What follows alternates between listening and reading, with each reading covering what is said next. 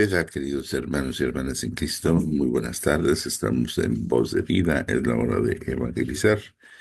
Y para iniciar, recordarles que la semana pasada empezamos a ver ya aspectos de esta próxima temporada de Cuaresma que estaremos viviendo a partir del 5 de marzo, que es el miércoles de ceniza. Y bien. Vamos a seguir viendo en estas semanas aspectos de la cuaresma que creo que nos ayudarán para vivir verdaderamente en toda su dimensión este tiempo litúrgico tan importante para nosotros, los católicos. Y antes de iniciar, nos ponemos en las manos del Señor con nuestra oración en el nombre del Padre, del Hijo y del Espíritu Santo. Amén. Madre del Divino Amor, tú que también supiste aprender de él las lecciones de misericordia, extraordinaria bondad, de suprema caridad, obténme la gracia de entrar a esa misma escuela y aprender de ti, que tan maravillosamente reflejas la grandeza del amor, a acercarme día a día, interiorizando más y más a aquel que siendo él mismo todo amor, es también para nosotros la puerta de acceso a la comunión amorosa. Que así sea, en el nombre del Padre, del Hijo y del Espíritu Santo. Amén. Bien, vamos a ver el día de hoy algunos aspectos que, insisto, nos pueden ayudar a vivir de una forma más apropiada en este tiempo litúrgico, el tiempo de Cuaresma. Y vamos a empezar con alguna etimología cuaresmal, es decir, qué, qué, qué quieren decir o qué son estas palabras que tanto repetimos en este tiempo, como incienso, como ayuno, perdón, o el Cirio Pascual, o el Jueves Santo, la Cena del Señor, la costumbre que hay del recorrido de los 7 templos. Y empezaremos pues con el incienso. El incienso de incendere, es decir, encender, es una de las resinas que produce un agradable aroma al arder. Esta palabra latina da origen también al término incensario. Esto es el instrumento metálico que se utiliza para incensar. Mientras que la raíz griega tus, que también significa incienso, explica la palabra turíbulo, es decir, ese es el incensario, y el turiferario, el que lo lleva. ¿Mm? Turíbulo. Turiferario es el que lleva el incensario. El incienso se da sobre todo en el oriente y ya desde muy antiguo en Egipto. Antes que llegaran los israelitas se usaban en ceremonias religiosas por su fácil simbolismo de perfume y fiesta, de signo de honor y respeto o de sacrificio a los dioses. Ya antes, en torno al Arca de la Alianza, pero sobre todo el Templo de Jerusalén, era clásico el rito del incienso.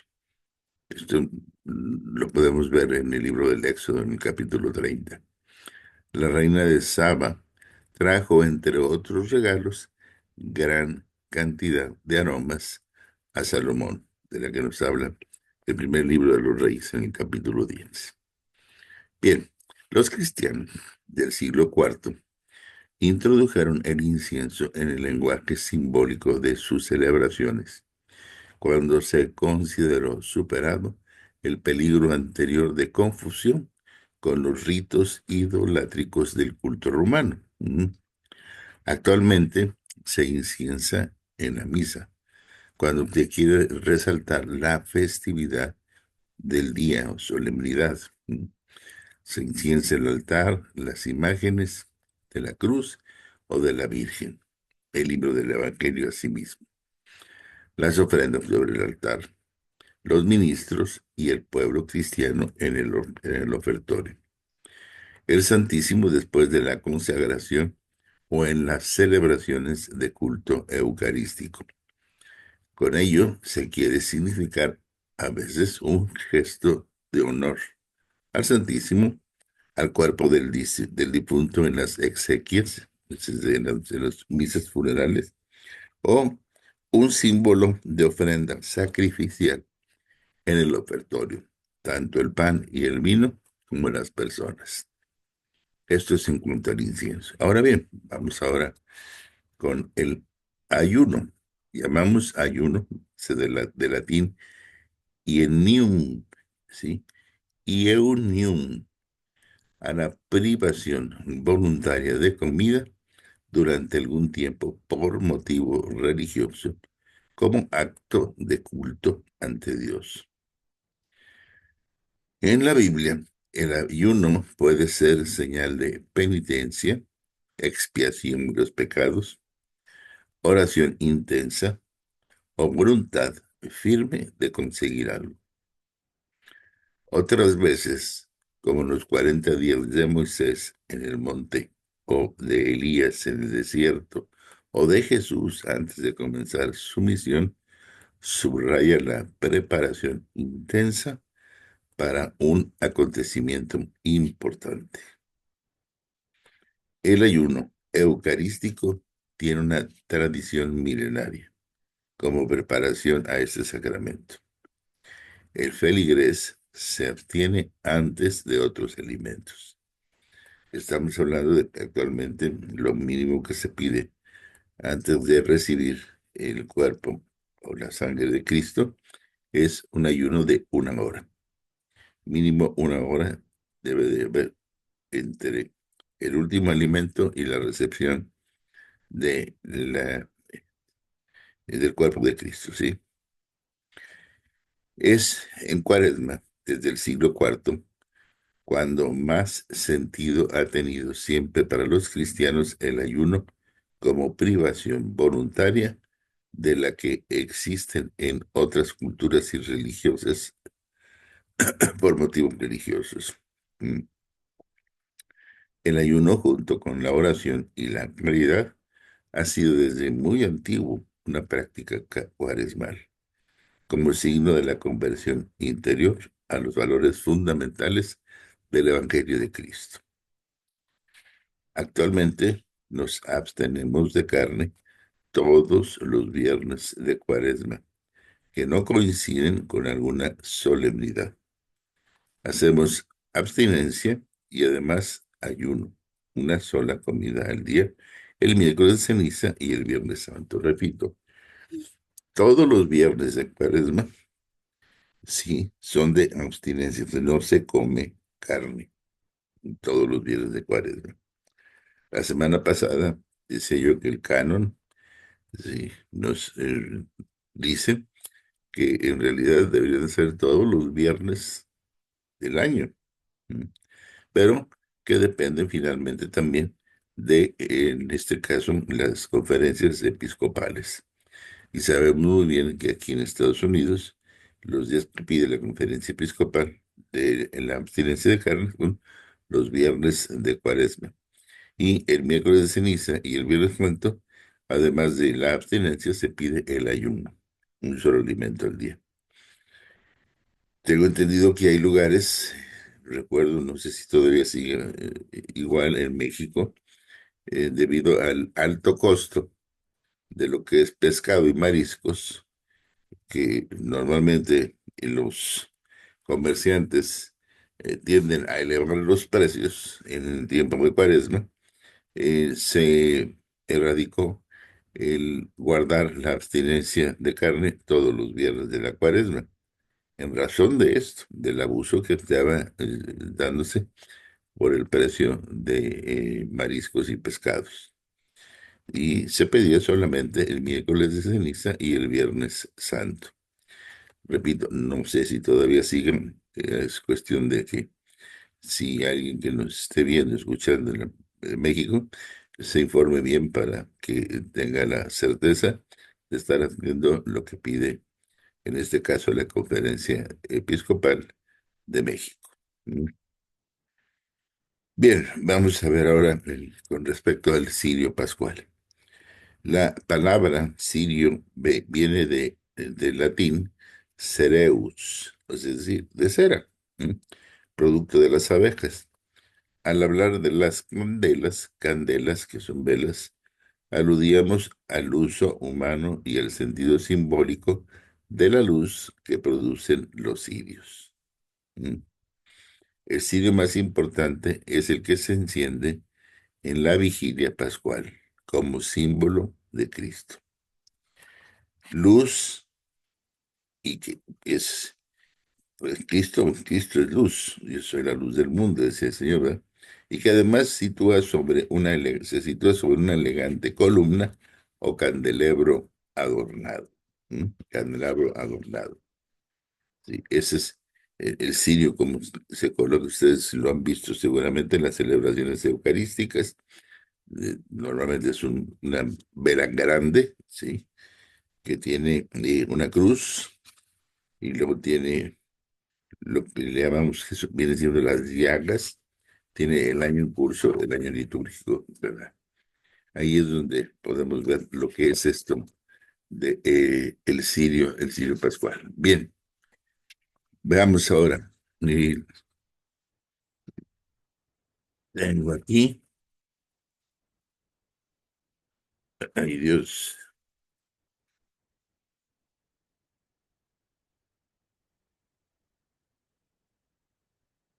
dejamos ahorita, ¿dónde está? ¿Dónde estás? La cena del Señor, nos falta. eh, el recorrido de los 7 templos. Aquí está. Bien. Con respecto al cirio, este Cristo Pascual es ya desde los primeros siglos uno de los símbolos más expresivos de la vigilia. En medio de la oscuridad, toda la celebración se hace de noche y empieza con luces apagadas. Estamos hablando de la vigilia pascual, cuando se enciende el cirio. Sí. De una hoguera previamente preparada se enciende el cirio, que tiene una inscripción, como decía, en forma de cruz, acompañada de la fecha del año y de las letras alfa y omega. Sí, alfa y omega, que son la primera y la última letra del alfabeto griego, que quiere decir y que indica, pues, que la plaza de Cristo, principio y fin del tiempo y de la eternidad, nos alcanza con fuerza siempre nueva en el año concreto en que vivimos. El cirio estará encendido en todas las celebraciones durante las 7 semanas de la cincuentena, al lado del ambón de la palabra, hasta la tarde del domingo de Pentecostés. Una vez concluido el tiempo pascual, conviene que el cirio se conserve dignamente en el bautisterio y no en el presbiterio. ¿Mm? Y esto, bueno, nos lleva a este día de el Jueves Santo, que es el último día de la Cuaresma y a la vez, a partir de la misa vespertina, la inauguración del Trido Pascual. El latín, su nombre clásico es Feria Quinta in Coena Domini. Es un día entrañable para el pueblo cristiano. Ciertamente el jueves más importante del año, sobre todo desde que el de la Ascensión y el del Corpus van pasando, celebrándose el domingo ya. Es el día en que Cristo, en su cena de despedida, antes de la muerte, instituyó la Eucaristía. Dio la gran lección del humilde servicio, lavando los pies a sus apóstoles y les constituyó a ellos sacerdotes, mediadores de su palabra, de sus sacramentos y de su salvación. Así de importante es este Jueves Santo. ¿Mm?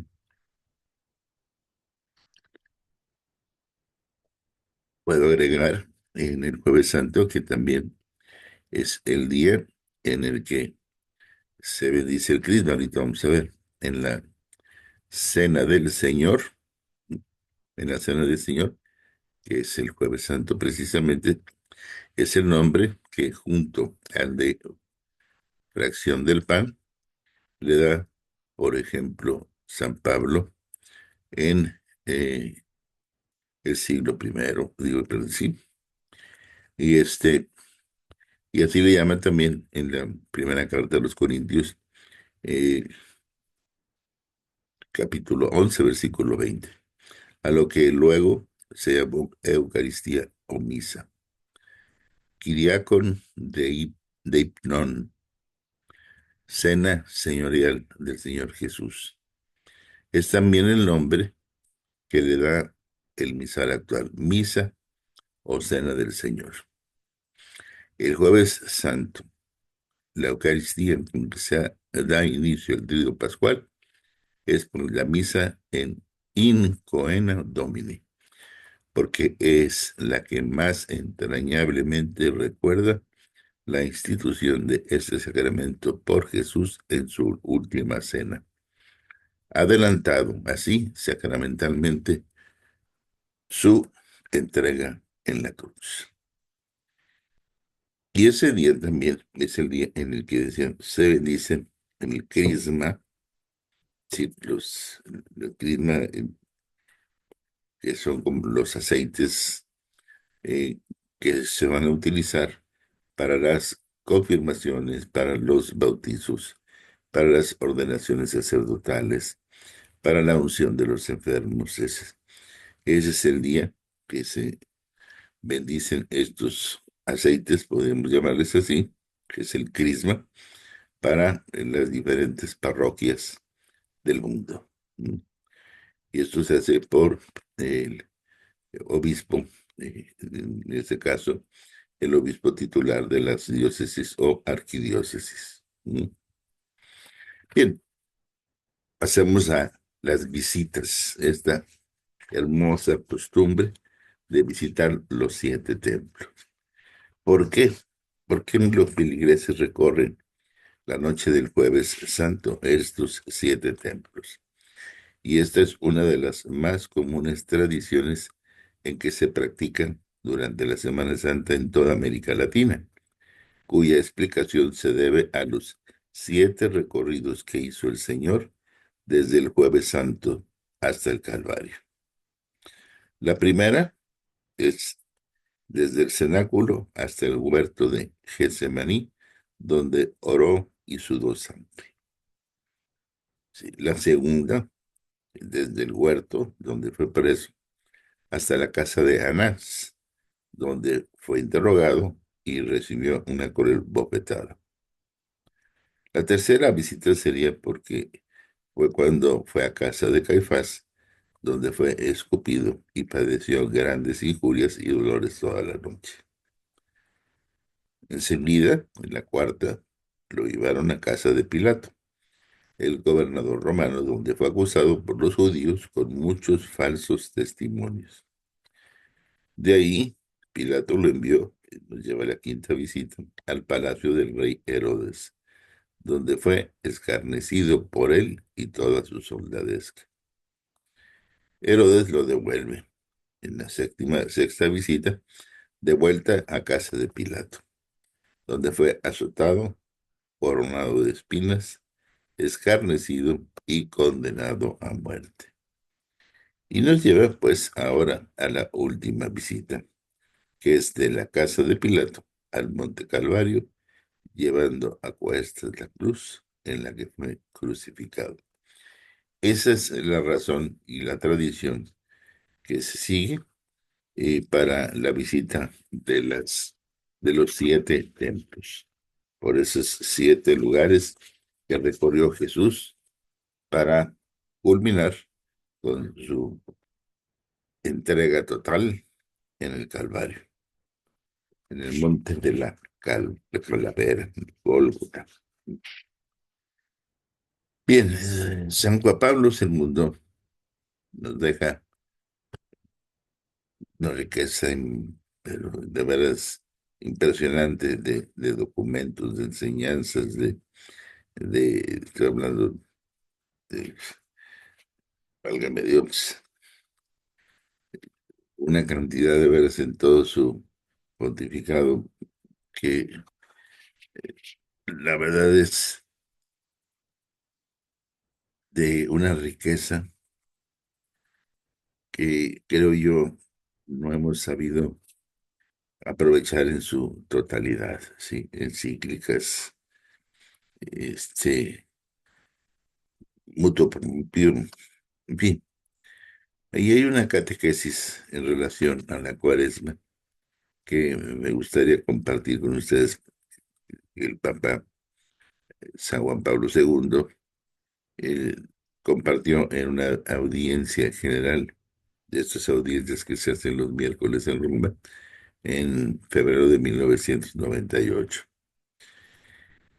Fue cuando empezaba en ese tiempo la liturgia del miércoles de ceniza, el itinerario cuaresmal que culminará con el acontecimiento central del año litúrgico, el Triduo Pascual, en el que, decía el San Juan Pablo II, en el que celebramos la pasión, muerte y resurrección de Cristo.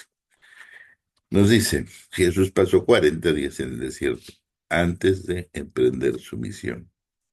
Hoy, del mismo modo, la Iglesia nos invita a entrar en un tiempo fuerte de reflexión y oración para encaminarnos hacia el Calvario y experimentar después la alegría de la resurrección. Este singular periodo penitencial comienza con un gesto simbólico y significativo, la imposición de la ceniza.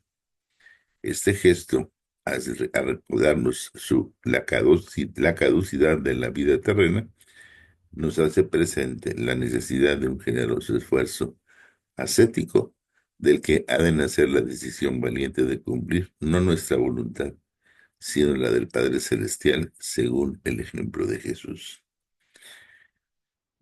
Veamos esto que esa es la riqueza que tiene nuestra iglesia, que un documento que fue hecho en 1998 tiene actualidad. Sí, lo podemos aplicar para ahora, 2025, en el que estamos a punto de vivir precisamente estos momentos, comenzando con el miércoles de ceniza, que es el día 5, donde recibiremos esta imposición de la ceniza, que, como decía el Papa Juan Pablo II, es para recordarnos la caducidad de nuestra vida terrena y para hacernos presentes la necesidad de un generoso verso ascético del que debe de nacer esta decisión valiente de cumplir no nuestra voluntad, sino la voluntad del Padre, según el ejemplo de Jesús. La imposición, pues, de ceniza pone asimismo de relieve nuestra condición de criaturas. Es total y agradecida dependencia, porque sí debe de ser nuestra condición de criatura, una total y agradecida dependencia del Creador. En efecto, Dios, con un sorprendente acto de predilección y misericordia, formó al hombre del polvo, dándole una alma inmortal y llamándolo a compartir su misma vida, ¿m? La vida divina. También será Dios quien, el último día, lo hará resucitar del polvo y transfigurará su cuerpo mortal. Sí, Dios nos va a hacer resucitar el último día en un cuerpo ya incorruptible. El acto humilde de recibir la sagrada ceniza sobre la cabeza, confirmada por la invitación que resuena hoy en la liturgia, conviértete y cree en el Evangelio, se contrapone al gesto soberbio de Adán y Eva, que con su desobediencia destruyeron la relación de amistad que existía con Dios Creador. A causa de ese drama inicial, todos estamos expuestos, a pesar del bautismo, al peligro de caer en la tentación recurrente que impulsa al ser humano a vivir en una actitud de arrogante autonomía con respecto a Dios y en perenne antagonismo con el prójimo. Así pues, se nos revela el significado y la necesidad del tiempo cuaresmal, que con la llamada a la conversión nos lleva mediante la oración, la penitencia y los gestos de solidaridad fraterna a reavivar o fortalecer en la fe nuestra amistad con Jesús, a liberarnos de las promesas ilusorias de felicidad terrena y a gustar nuevamente la armonía de la vida interior con la auténtica caridad de Cristo. Dice San Juan Pablo II más adelante, hago mías las palabras de San León Magno, que en uno de sus discursos sobre la Cuaresma afirmaba: no hay obras virtuosas sin la prueba de las tentaciones, no hay fe sin contrastes, no hay lucha sin enemigo, no hay victoria sin combate. Nuestra vida transcurre entre acechanzas y luchas. Si no queremos ser engañados, debemos estar vigilantes. Si queremos vencer, debemos combatir. Acojamos, amadísimos hermanos y hermanas, esta invitación. Exige una disciplina ardua, especialmente en el contexto social de hoy, a menudo caracterizado por el cómodo desinterés, sí, ese cómodo desinterés terrible que nos aleja y nos aparta, que viene a ser el ateísmo práctico. El Espíritu Santo nos conforta y nos sostiene en esta lucha. Viene en ayuda de nuestra flaqueza, como afirma San Pablo, pues nosotros no sabemos cómo pedir para orar como conviene. Mas el Espíritu Santo mismo intercede por nosotros con gemidos inefables, como nos dice Romanos 8:26. Y precisamente el Espíritu Santo está dedicado este segundo año, sí, o podría decir yo ahora, este año, sí, estamos viviendo el jubileo, sí, aunque Juan Pablo II se refiere cuando se llevó a cabo el jubileo de 2000, y en su carta apostólica Tertio Milenio Adveniente escribió: será por tanto importante descubrir el Espíritu como aquel que construye el reino de Dios en el curso de la historia y prepara su plena manifestación en Jesucristo, animando a los hombres en su corazón y haciendo germinar dentro de la vivencia humana las semillas de la salvación definitiva que se dará al final de los tiempos. ¿Mm? Así pues, dejémonos guiar por el Espíritu Santo durante este tiempo privilegiado para preparar a Jesús a su misión. Sí, lo- que el mismo Jesús, precisamente, así como se retiró 40 días en el desierto para ir a preparando su misión, lo impulsó pues primeramente a ese desierto de la tentación y lo confortó luego en la hora de la prueba, acompañándolo desde el Monte de los Olivos hasta el Gólgota. El Espíritu Santo está a nuestro lado mediante la gracia de los sacramentos, en particular en el sacramento de la reconciliación. Nos lleva por el camino del arrepentimiento y de la confesión de nuestras culpas a los brazos misericordiosos del Padre. Deseo de corazón que la cuaresma, la cuaresma de este 2025 sea para cada cristiano una ocasión propicia para este camino de conversión, que tiene su referencia fundamental e irrenunciable en el sacramento de la penitencia. Esta es la condición para llegar a una experiencia más íntima y profunda del amor del Padre, que nos acompañe a lo largo de este itinerario cuaresmal. María, ejemplo de dócil acogida al Espíritu de Dios, y a quien nos dirigimos hoy en el momento en que junto con los creyentes de todo el mundo entramos en el clima austero y penitencial de la Cuaresma. ¿Cómo vamos a vivir la Cuaresma? Y vamos a entrar viviendo esta Cuaresma.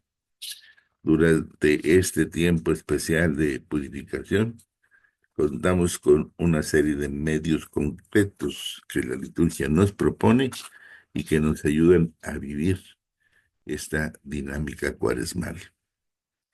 Ante todo, la vida de oración. ¿M? La vida de oración, condición indispensable para el encuentro con Dios. En la oración, si el creyente ingresa en el diálogo íntimo con el Señor, deja que la gracia divina penetre su corazón y a semejanza de Santa María, se abre la oración del Espíritu cooperando a él, como fue con ella, con su respuesta libre y generosa. Actualmente también debemos intensificar la escucha y la meditación atenta a la palabra de Dios, la asistencia frecuente al sacramento de la reconciliación y la Eucaristía. Lo mismo la práctica del ayuno según las posibilidades de cada uno. La mortificación y la renuncia en las circunstancias ordinarias de nuestra vida también constituyen el medio, el medio concreto para vivir el espíritu de Cuaresma. No se trata tanto de crear ocasiones extraordinarias, sino está más bien de saber aquellas circunstancias cotidianas que nos fueron molestas, de aceptar con humildad y gozo y alegría los distintos contratiempos que se nos presentan a diario. De la misma manera, hay que saber renunciar a ciertas cosas legítimas, ¿sí? Porque nos va a ayudar a vivir el desapego y desprendimiento.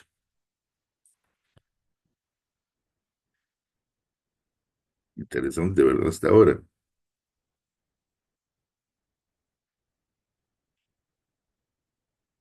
De entre las distintas prácticas cuaresmales que nos propone la Iglesia, la vivencia de la verdad ocupa un lugar especial.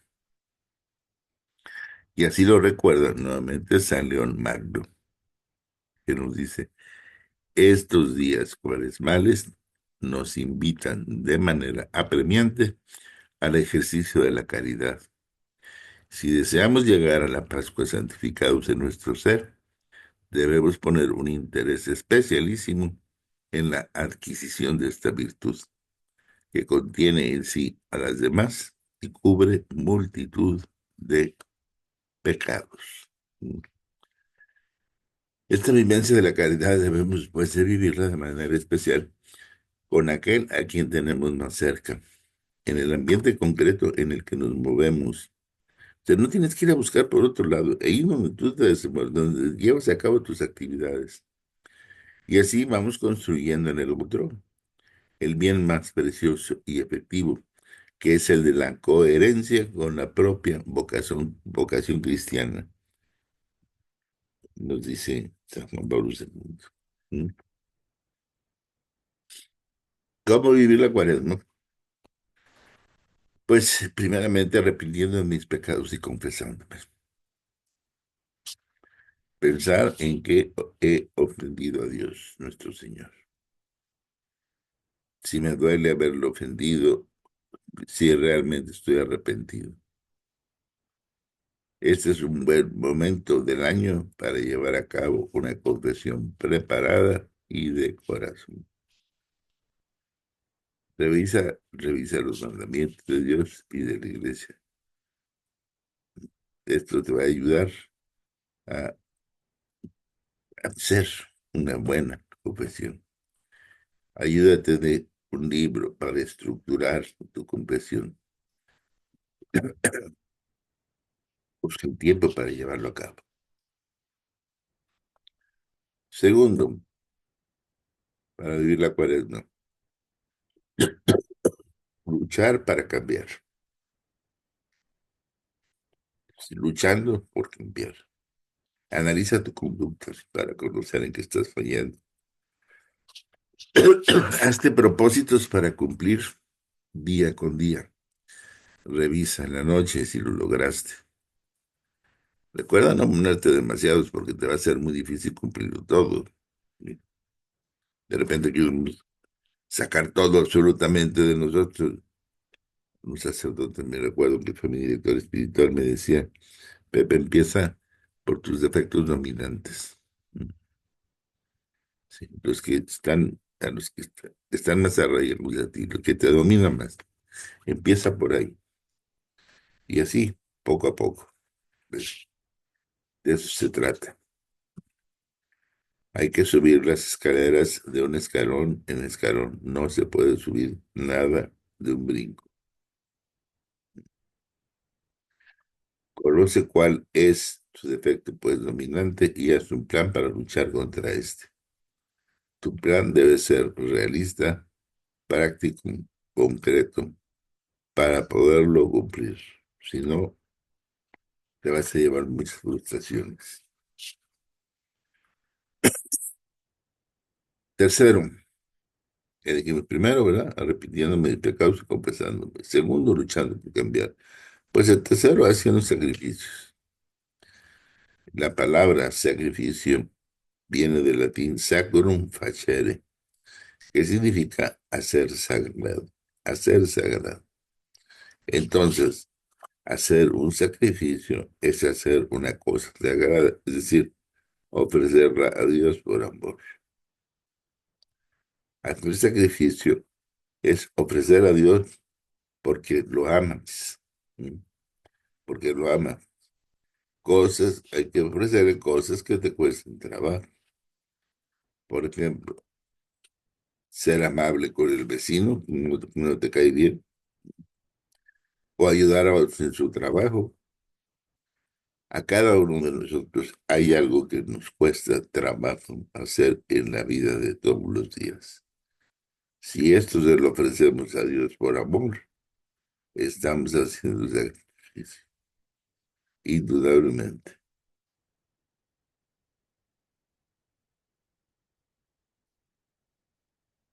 Por último, haciendo oración, haciendo oración. Esto ya nos lleva al cuarto paso para vivir la cuaresma. Aprovecha estos días para orar, para platicar con Dios, para decirle que lo quieres y que quieres estar con él.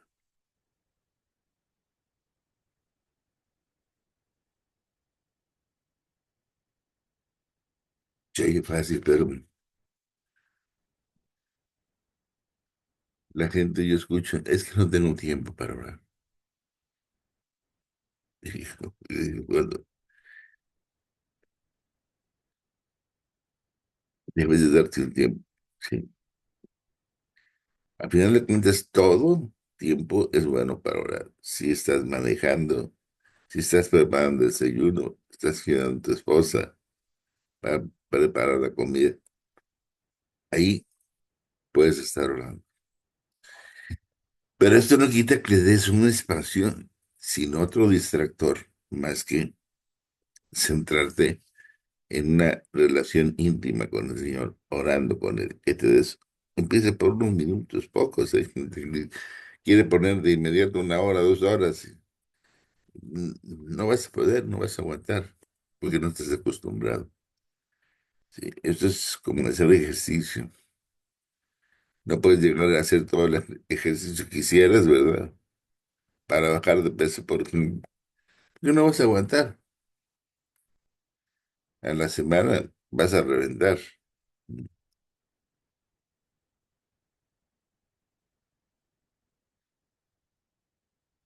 Por eso, lo mejor es empezar poco a poco, poco a poco. Puedes hacerlo, ayudándote de un buen libro de meditación para la cuaresma, leyendo la Biblia, pasajes relacionados con la cuaresma, sí, platicar con Dios, decirle lo que quieres y que quieres estar con Él. Digo, es tan sencillo como eso, platicar con Dios como un amigo. ¿M? Y verás que sí se puede y cómo cambian las cosas y nos va a ayudar, recuerda, a vivir la cuaresma de manera especial. Y para eso tengo también un menú, un menú. Ese es el menú cuaresmal, agradable a Dios, con recetas al alcance de la mano. Lo primero sería una,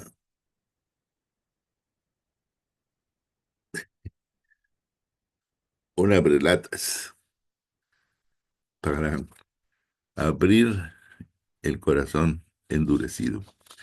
Sí. Entonces, te voy a dar una lista de cosas que es bueno tener a la mano. Esta brelatas para abrir el corazón endurecido. Un cuchillo para cortar vicios, un destapador para destapar lo atorado en las relaciones familiares. A veces decimos que todo está bien, pero resulta que hay familias, tengo familias conocidas, unas cercanas inclusive, que el esposo y la esposa no se hablan y tienen meses sin hablarse. El hijo, el padre, el hijo con la madre, con uno de los dos o con uno, tiene hasta años sin dirigirse la palabra. No digamos entre hermanos.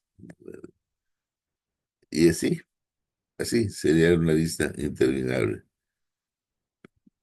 Eso de repente da una risa, pero la verdad es que pasa mucho más de lo que podamos imaginar. Estos distanciamientos. Bien, necesitamos también un colador para pasar por alto las ofensas y purificar intenciones. Un mandil para los casados, que no se olvide que te debes a tu mujer. Hay que ser mandilones, ¿sí? Mandilón, ¿por qué no? Es que digan lo que quieran la demás gente por criticar, no me interesa. Cuarto misterio, diríamos ahí. Abstenerse, abstenerse de comer prójimo, es decir, fuera chismes, fuera murmuraciones, fuera calumnias. Hay que bajarle el condimento de los desquites, de vengarse. Hay que evitar consumir altas grasas de egoísmo.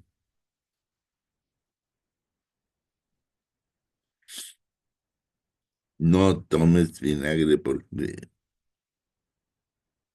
el que come vinagre se pone de mal genio. Mm. Lavar bien el corazón para que no se infecte de la cólera. Evitar el consumo excesivo de picantes para no enojarse y decir maldiciones. Evitar el camarón porque adormece la conciencia.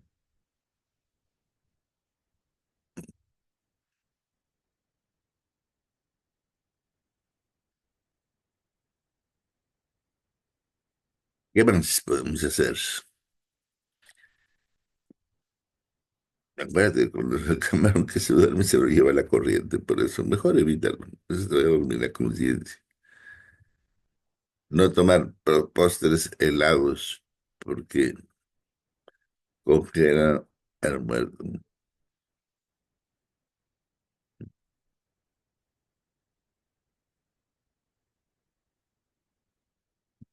Así es fácil.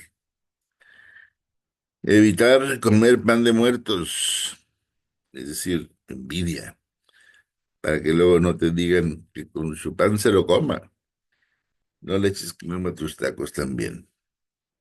¿Qué te recomiendo como menú? Pues como platillo fuerte, una caridad excelsa para con el prójimo, un caldo de atención a los desamparados e iluminados, ensalada de detalles de efecto para los ayunos, ayunos,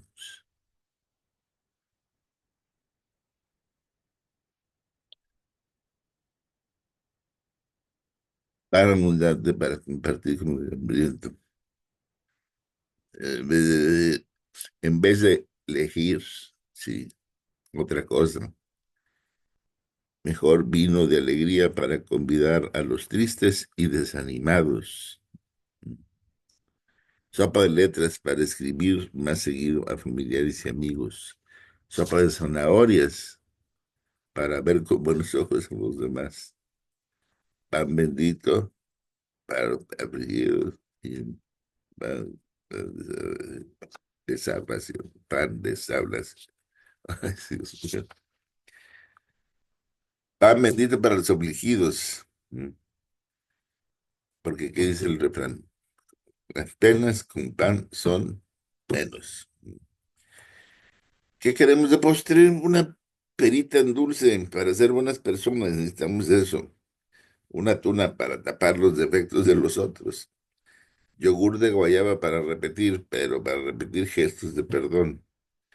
Naranja dulce también y un partido, dame un abrazo que yo te pido. Para dar, abrazar verdaderamente a los seres y te va a querer. ¿A dónde? Seres queridos, darles besitos, de verdad, no de chocolate. Sí, hay veces que no queremos ir con nuestros seres queridos ya. Los dejamos y pasa el tiempo largo y ni hablamos ni los buscamos. De repente los estamos dejando así un poquito en el olvido. Pues ahora hay que tener más presencia, mm, tener más presencia y cuando los veas, darles el abrazo, darles el abrazo.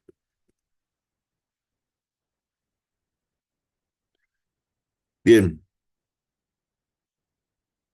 no olvides pues que donde come uno, comen dos. Así es que échale siempre más agua a los frijoles, porque no sé qué te puede caer y te puede llegar. Y